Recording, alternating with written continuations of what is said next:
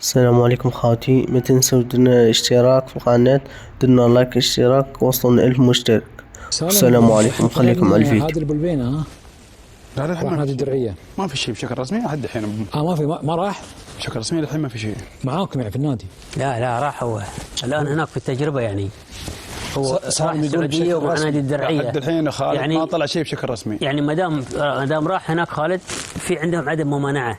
الان ممكن بس الامور الماليه يتفاصلوا فيها. صحيح؟ خالد للحين ما طلع شيء بشكل رسمي. اذا في شيء لا بيطلع. تحرج يا خالد. ها؟ لا تحرج.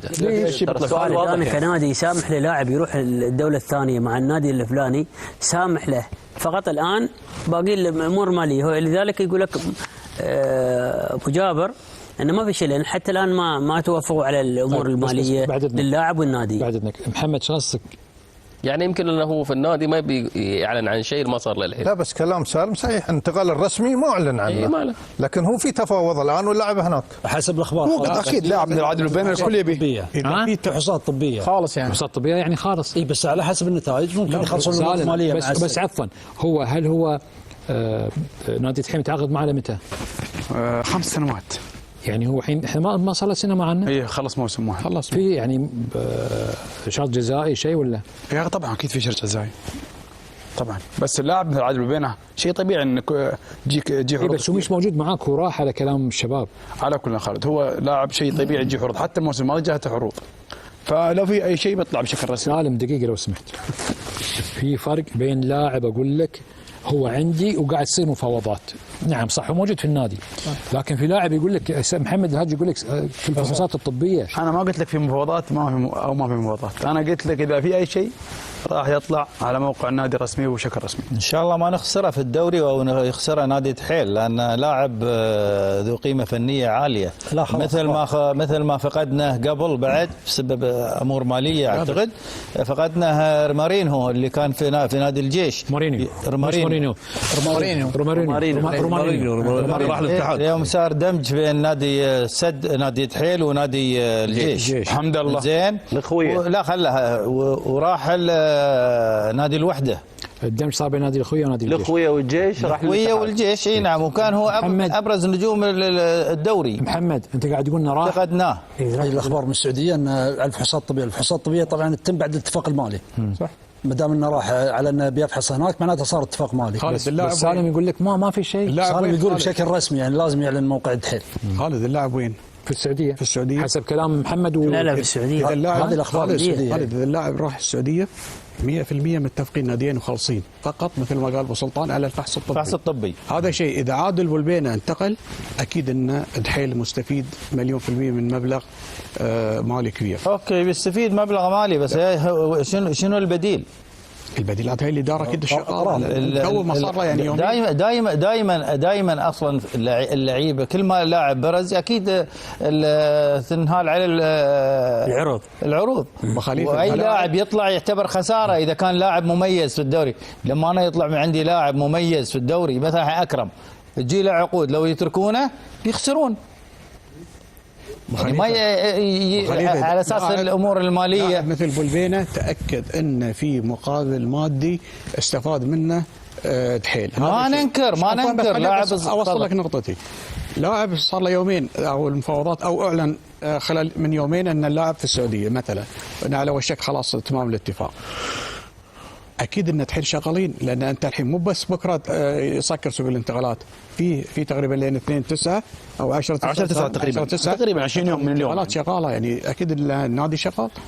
لا واحمد يعني عفوا احمد، النادي مهما كان ابخص يعني في تشاور مع المدرب ومع الاداره وسلوكه والمركز يمكن الجناح يسار احنا جربنا ما نفع، بغينا يبقى لاعب وسط او قلب دفاع، ففي امورهم يعني اكيد انهم او ما في توافق بينه وبين مدرب الفريق. لا وفي نقطه اخرى لا تنسى ان اللاعب كان مرشح انه ينضم للمنتخب. يعني لا يلعب منتخب الجزائر. يلعب كاس العالم، راح وياهم كاس العالم. اي خلاص انتفع. هاي النقطة هي تكون نادي ابخصبه يعني. اذا انا شفت اليوم احنا في عصر الاحتراف. اذا شفت اني انا بستفيد منه ماليا ليش لا؟ ما يمنع. وممكن اجيب لاعب مثل ما قال مايد، اجيب لاعب في مركز انا احتاجه حاليا. الله يكتب له انتقال الله يوفقه. انتقال عادل البلبينه للنادي السعودي انا اشوف انه ذكاء من نادي تحيل واستفاد مبلغ مادي. طبعا انا ما اقدر اذكر المبلغ لانه ما عندي شيء رسمي. انا اقول لك من ناحيه عدم انضمام المنتخب قطر هو الناحيه الوحيده اللي إذا مسموح له انه يعني يطلع، اما غير هاي ياب اللاعب الارجنتيني مهما يكون لاعب يكون مميز انا ما اقدر اتركه. انا اذا لاعب اعول عليه ولاعب يكون مؤثر في الفريق حتى لو يجيب لي ملايين ما اتركه. ابو خليفه اذا النادي مستفيد ممكن لاعب بعد سنه ينصاب ويصير سعره وممكن لاعب ممكن هذا اللاعب يصير رقم واحد على مستوى قطر. اي ممكن بس النادي استفاد ما حط افتراضات اي واحد ممكن التمرين يوصل. اذا جاء عقد اللاعب والنادي مستفيد اكيد النادي اليوم يا احمد ونادي تحيل ما عليه قصور يعني مو بنقول والله نادي تحيل من الانديه اللي مثلا ترتيبها في متاخر او ما عندها امكانيات ماليه لا يقدر يجيب ميدال الواحد يجيب 10. حتى النادي الكبير يستثمر بعد اليوم في العقود شروط جزائيه. اكبر لاعبين او اشهر لاعبين عالميين يطلعوا من خلال الشروط الجزائيه فما يمنع يعني.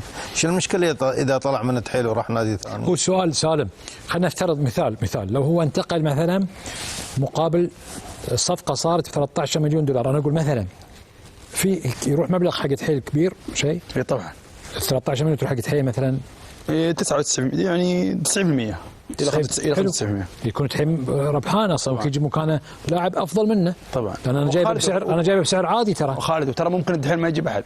الدحيل اوريدي عنده عدد اكثر من 7 محترفين صح والمسموح انك تلعب 7 محترفين. يعني بلبينه راح على كلامك. انا ما قلت بلبينه راح اذا راح يعني ممكن اذا راح او استمر الدحيل ممكن ما يجيب احد. قلت يمكن الدحيل ما يجيب احد الحين. ايوه هو قال يعني راح اللاعب لان سال هو قال في حد بيجي قلت يمكن ما حد يجي. من هم اللاعبين المميزين في نادي تحيل محترفين؟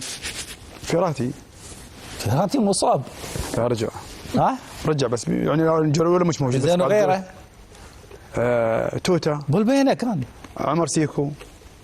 انت تتكلم تقول افضل لاعب. والله في لاعب انا اشوف خسرته اكثر من بلبينه اللي هو بنجامين. اي والله افضل لاعبين الوسط في الدوري القطري. ما ادري كيف تركتوه انا متفاجئ حقيقه. واتفق مع ايضا مع احمد ان بلبينه ايضا كقيمه فنيه يعني صعب يعني تركه يعني فهمت شلون؟ يمكن عمر سيكو مختلف المركز. بعد ميزان فني وين بلبينه وين سيكو.